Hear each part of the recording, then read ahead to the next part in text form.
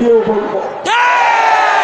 কারণ আমরা আমাদের পূর্বসূরীদের কাছ থেকে শিখেছি, জীবন দিতে হলে জীবন দেব, সন্তানকে এতিম করতে হলে এতিম করব, স্ত্রীদেরকে বিধবা করতে হলে বিধবা করব, মায়ের কোল খালি করতে হলে মায়ের কোল খালি হবে, কিন্তু দেশ এবং জাতির স্বার্থের সঙ্গে গাদ্দারি করতে আমরা প্রস্তুত না।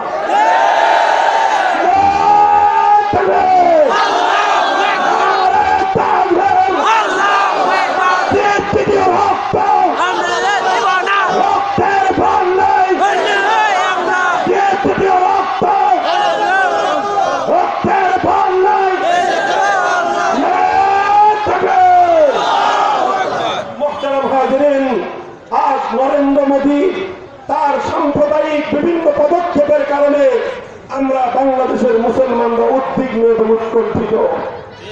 বলবেন কি, ছোট্ট দুটো কথা বলি, কিভাবে আজকে মুসলমানদের বিরুদ্ধে, মুসলমানদের দেশ বাংলাদেশের বিরুদ্ধে ষড়যন্ত্র হচ্ছে।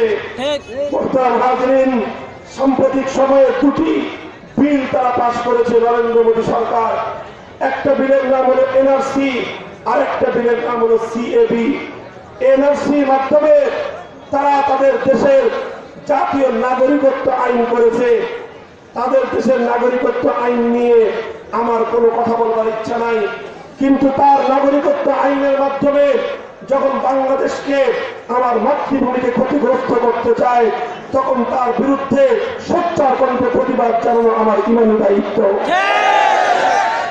এনআরসির মাধ্যমে তারা ভারতের লক্ষ লক্ষ মুসলমানদেরকে নাগরিকত্ব বঞ্চিত করতে চায়।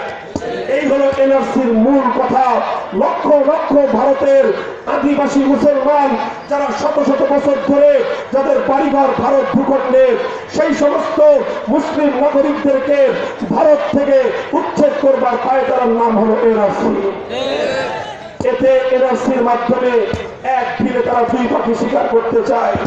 এক নম্বর হলো তারা চায় ভারত থেকে আস্তে আস্তে মুসলমানদের সংখ্যা কমিয়ে দিতে। মুসলমানদের সংখ্যা কমিয়ে দিলে ভারতের মুসলমানদেরকে দাবায় রাখা তাদের পক্ষে সহজ হবে, এক নম্বর। দুই নম্বর, ওরা চায় ভারতের ওই সমস্ত মুসলমানদেরকে বাংলাদেশের দিকে ঠেলে দিতে। এতে তাদের সুবিধাটা কি? বাংলাদেশ এমনিতেই জনসংখ্যার ভারে প্রকম্পিত।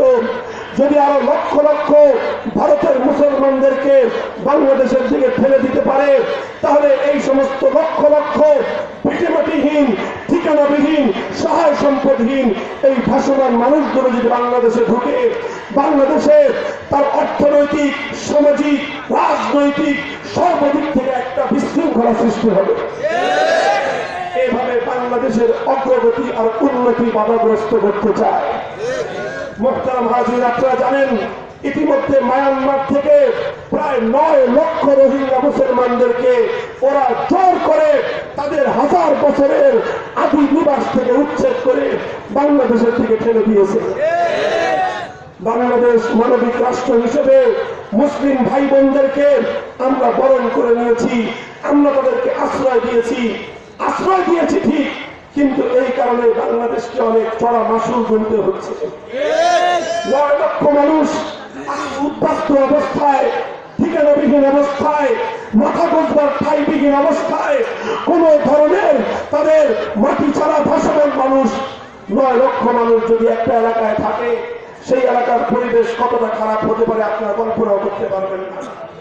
আজকে টেকনাফ, যেই টেকনাফে মাত্র 3 লক্ষ মানুষ থাকবার বসবাসের উপযোগী, সেই জায়গায় এখন থাকতেছে 12 লক্ষ মানুষ। আপনারা এতটুকু বুঝেন, যেই ঘরে 3 জন মানুষ থাকা যায়, 3 জন মানুষের বাথরুম করার জায়গা আছে, 3 জন মানুষের গোসল করার জায়গা আছে, 3 জন মানুষের খাবারের জায়গা আছে, 3 জন মানুষের ঘুমানোর জায়গা আছে, সেখানে যদি আরো 9 জন এসে 12 জন মানুষ সেই ঘরে থাকে, তাহলে সেই ঘরটার কি অবস্থা হবে?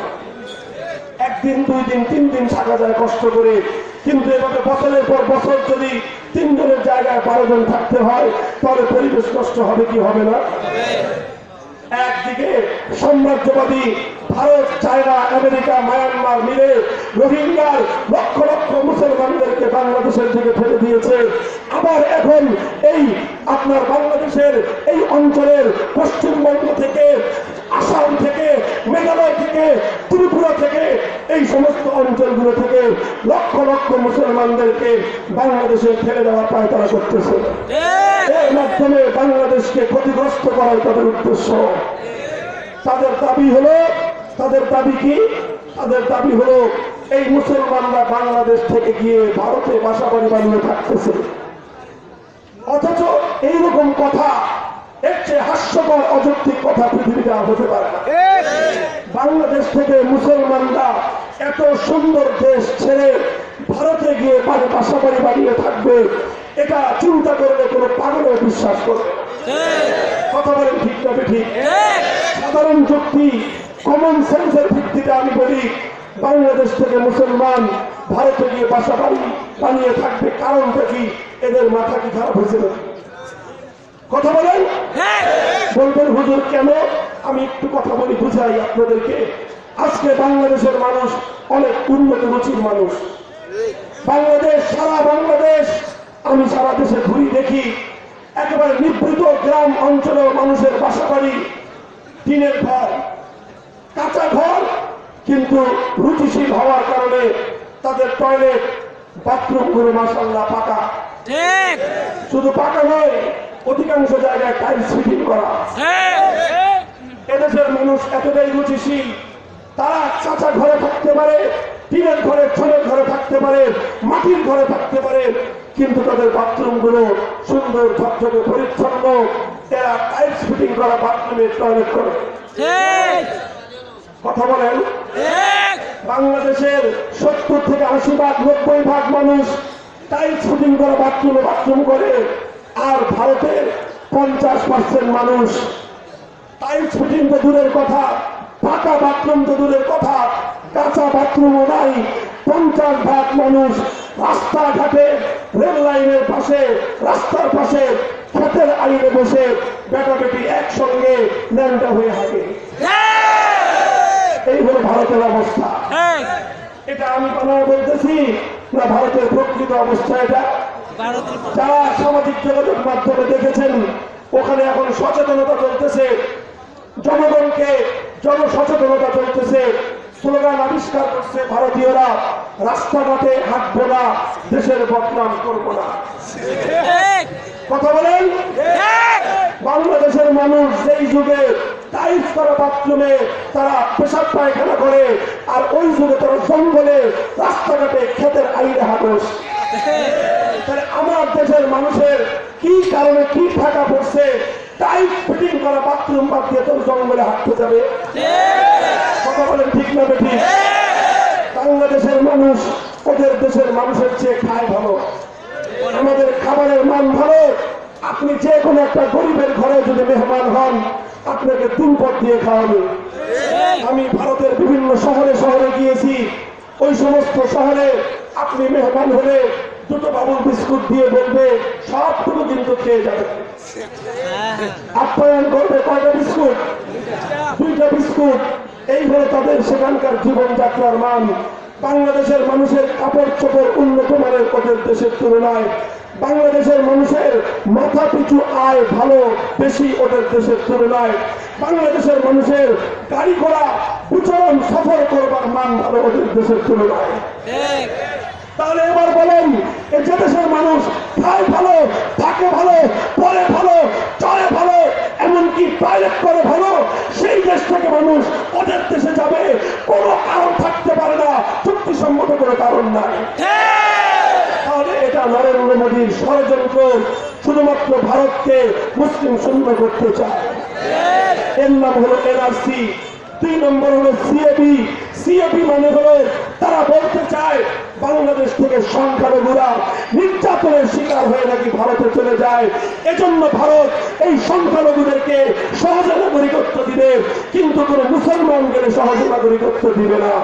এই কথার মাধ্যমে ভারত বিশ্ব দরবারে বাংলাদেশকে একটা সাম্প্রদায়িক রাষ্ট্র হিসেবে আখ্যায়িত করতে চায়। আমি আমার দেশের জনগণকে জিজ্ঞাসা করতে চাই, আমার দেশের সংখ্যালঘুরা নিরাপত্তা ভোগ করে কি করে না? আমার দেশের হিন্দুরা নির্বিঘ্নে পূজা করতে পারে কি পারে না?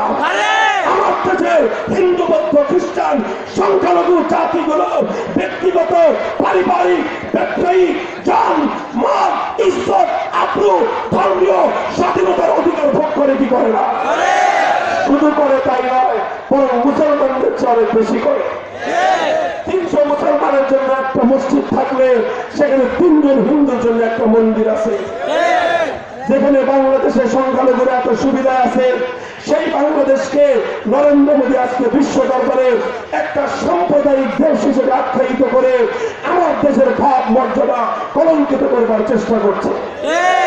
মোহতারাম হাজিরিন, এভাবে শুধু বাংলাদেশ নয়, ভারতের পার্শ্ববর্তী 3টা মুসলিম দেশ, এদিকে বাংলাদেশ, ওদিকে আফগানিস্তান, ওদিকে পাকিস্তান, এই 3 দেশকে ভারতের নরেন্দ্র মোদী সরকার আক্রান্ত করে 3 দেশকে ক্ষতিগ্রস্ত করতে চায়। একদিকে ভারতের 25 থেকে 30 কোটি মুসলমান, একদিকে ভারতের 30 কোটি মুসলমান, আরেকদিকে বাংলাদেশের 16 কোটি মুসলমান, আরেকদিকে আফগানিস্তানের 5 কোটি মুসলমান, আরেকদিকে পাকিস্তানের 20 কোটি মুসলমান, প্রায় 150 কোটি মুসলমানের বিরুদ্ধে আজকে নরেন্দ্র মোদী জঘন্য কুখ্যাত সন্ত্রাসী জঙ্গিবাদী নরঘাতক সন্ত্রাসবাদী শক্তি আজ 150 কোটি মুসলমানের বিরুদ্ধে যুদ্ধের তামাম বাজিয়ে দিয়েছে।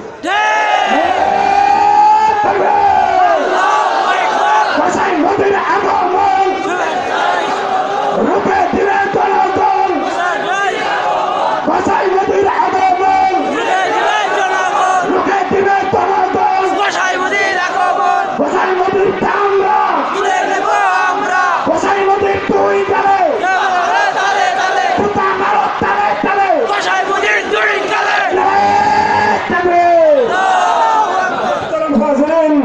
আমি আপনাদেরকে আবার দিতে চেয়েছিলাম, আজ সেই দিল্লি 750 বছর পর্যন্ত যেই দিল্লিকে ধীরে ধীরে গড়ে তুলেছিল মুসলমানরা, সেই দিল্লির লাল কেল্লা নির্মাণ করেছে মুসলমান শাসকরা, সেই দিল্লির জামে মসজিদ নির্মাণ করেছে মুসলমানরা, সেই দিল্লির শেরশাহ সুরি রোড, যেটা আজকে ভারতের 1 নম্বর জাতীয় মহাসড়ক, সেই দিল্লির ট্রাঙ্ক রোড তৈরি করেছে মুসলিম শাসক শেরশাহ সুরি। দিল্লির সেই ভারতের কুতুব মিনার তৈরি করেছে মুসলমান, সেই ভারতের গর্বের অহংকার তাজমহল তৈরি করেছে মুসলমান। যেই দিল্লিকে চোখের অশ্রু দিয়ে, মাথার ঘাম দিয়ে, বুকের রক্ত দিয়ে ধীরে ধীরে গড়ে তুলেছিল মুসলমানেরা, আজ সেই দিল্লিতে মুসলমানদের রক্ত নিয়ে ওরা হোলি খেলছে। আজ সেই দিল্লিতে আল্লাহর ঘর মসজিদকে আগুন দিয়ে জ্বালিয়ে দিয়েছে। আজ সেই দিল্লিতে মুসলমানদের কলিজার টুকরা পবিত্র ধর্মগ্রন্থ আল্লাহর কোরআনকে আগুন দিয়ে ভস্মীভূত করা হয়েছে। আর সেই দিল্লিতে মসজিদের মিনার থেকে আজানের মাইক ভেঙে ফেলে সেখানে হনুমানের গেরুয়া পতাকা তুলে দেওয়া হয়েছে। এগুলো হলো উস্কানি। এগুলো কি ধরে পড়েন? এগুলো কি? আমরা বলতে চাই, আমরা শান্তি চাই, যুদ্ধ চাই না। আমরা সম্প্রীতি চাই, সাম্প্রদায়িকতা চাই না। আমরা বন্ধুত্ব চাই, শত্রুতা চাই না। কিন্তু যদি মুসলমানদের উপর যুদ্ধ চাপিয়ে দেওয়া হয়, যদি মুসলমানদের রক্ত নিয়ে হোলি খেলা চলতে থাকে, যদি মুসলমান মা বোনদের ইজ্জত নিয়ে চিনিমিনি খেলা চলতে থাকে, যদি মুসলমানদের রক্তের গঙ্গা প্রবাহিত হতে থাকে, এভাবে চলতে থাকলে 150 কোটি মুসলমান শাহজালালের হাতিয়ার নিয়ে, তরবারি নিয়ে, শাহজালালের ইমানের হাতিয়ার নিয়ে যুদ্ধের ময়দানে যেতে প্রস্তুত।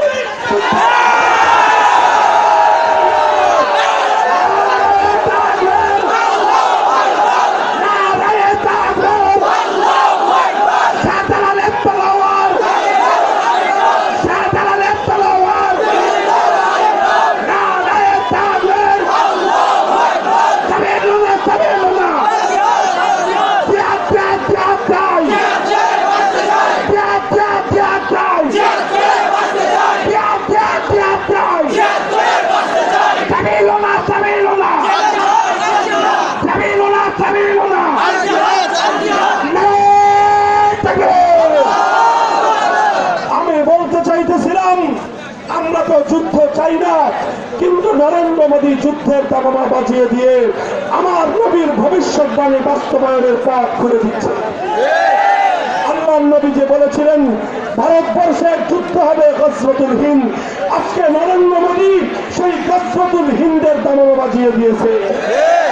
মনে রাখো, হে মুশরিকের দল, হে গরুর গোবর আর মুখরের দল, মুসলিম রক্তে হাত বন্ধ হাত ভাঙ্গিয়ে তোলা ঘাতকের দল, মনে রেখো, যদি আমাদেরকে যুদ্ধের ময়দান নামতে তোমরা বাধ্য করো, আর যদি গজওয়াতুল হিন্দ শুরু হয়ে যায়, মুসলমানরা যদি গজওয়াতুল হিন্দের ময়দানে যদি নেমে যায়, শুধুমাত্র ভারতবর্ষ নয়, সারা বিশ্ব জুড়ে কালেমার পতাকা উঠবে।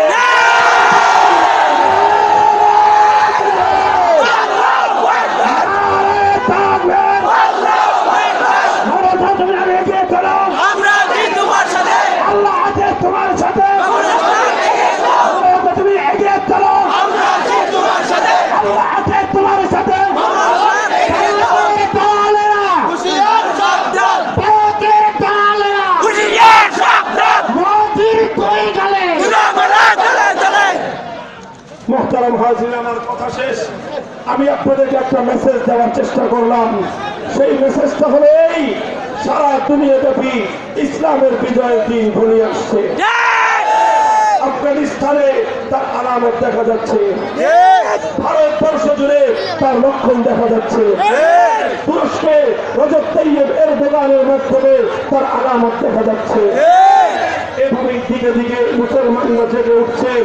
ইনশাআল্লাহ চূড়ান্ত হক আর বাতিলের লড়াই অর্থসম্য। সেই লড়াইয়ে হকের পক্ষে থাকবে না বাতিলের পক্ষে, ইমানের পক্ষে থাকবে না কুফরের পক্ষে, তাওহীদের পক্ষে থাকবে না শিরকের পক্ষে। যদি তাওহীদ আর ইমানের পক্ষে থাকতে চাও, পরীক্ষা কিন্তু অনেক কঠিন হবে, পরীক্ষা অনেক কঠিন হবে, পরীক্ষা কিন্তু অনেক কঠিন হবে। সেই পরীক্ষায় উত্তীর্ণ হয়ে ইমানের পক্ষে থাকতে কারা কারা প্রস্তুত? হাত নামান। শুনেন, সেই ইমানের পরীক্ষায় কিন্তু গায়ের জোরে পাশ করা যাবে না। পাশ করতে হলে কিসের জোর লাগবে? বলেন কিসের জোর লাগবে? ইমানের জোর নিয়ে, ইমানের শক্তিতে বলিয়ান হওয়া লাগবে। কাজেই হে আমার যুবক ভাইয়েরা, বিশেষ করে আমি তোমাদেরকে বলবো, দুনিয়ার রঙিন স্বপ্ন দেখা বন্ধ করো। বেশি স্বপ্ন দেখে লাভ নাই।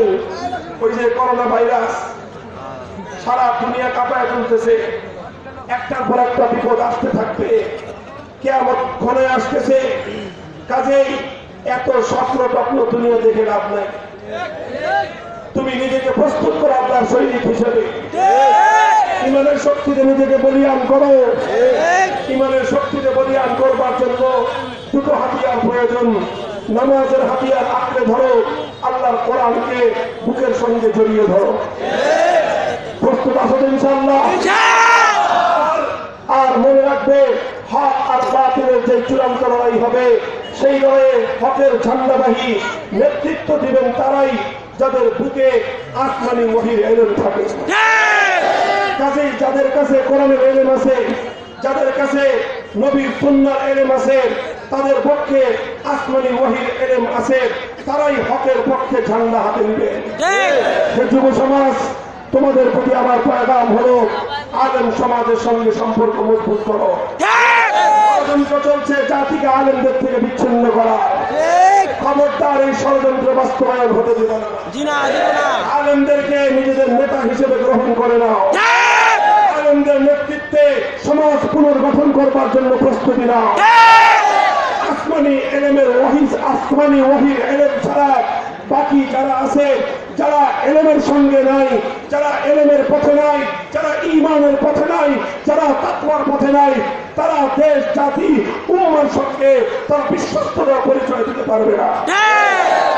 কাজেই এই জন্য ওলামায়ে কেরামকে মজবুতির সাথে আঁকড়ে ধরবা তোমরা। আলেমদের সঙ্গে সম্পর্ক কায়েম করবা তোমরা ইনশাআল্লাহ। নেতৃত্বে সমাজ সংস্কার শুরু করে দিবা, আলেমদের নেতৃত্বে রাজনৈতিক সংস্কারের জন্য মাঠে নামবা তোমরা, আলেমদের নেতৃত্বে দেশ এবং জাতিকে, জাতীয় নেতৃত্বকে পুনর্গঠন করবার এক মহা সংগ্রামে অবতীর্ণ হবো তোমরা। রাজি আছো তো ইনশাআল্লাহ? পথে চলতে গেলে প্রথমে দিতে হবে শরীরের ঘাম আর চোখের অশ্রু, অশ্রু আর ঘাম দিবা তো ইনশাআল্লাহ? পথে চলতে চলতে চূড়ান্ত সময়ে দিতে হবে শাহাদাতের রক্ত, সেই রক্ত দিয়েই বিজয়ের সূর্য ছিনিয়ে আনতে হবে। সেই শাহাদাতের রক্ত দিতে কারা কারা প্রস্তুত?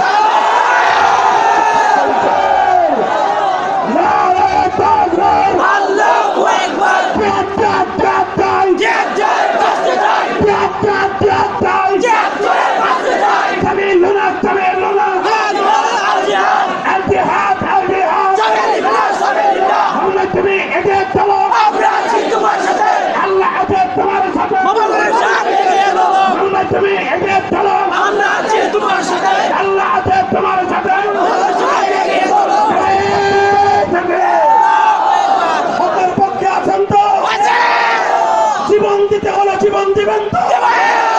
রক্ত দিতে হলে শাহাদাতের রক্ত দিবেন তো? সমস্ত বাতিলের মোকাবেলায় তার ভাঙ্গা জবাব দেওয়ার জন্য প্রস্তুত থাকবেন তো? আল্লাহ পাক কবুল করেন, তৌফিক দান করেন। দ্বীনের এই প্রাণ কেন্দ্র, কোরআনের এই প্রাণ কেন্দ্র, জামিয়া শহীদিয়া সহ সমস্ত ইসলামী শিক্ষার প্রাণ কেন্দ্রগুলোকে আল্লাহ পাক সমস্ত ষড়যন্ত্রের হাত থেকে হেফাজত করুন। ওয়া আখিরু দাওয়ানা আলহামদুলিল্লাহি রাব্বিল আলামিন। আসসালামু আলাইকুম ওয়া রাহমাতুল্লাহ। সম্মানিত উপস্থিতি, আমরা উঠাবসা না করি, আপনাদের আমাদের আকাঙ্ক্ষিত মেহমান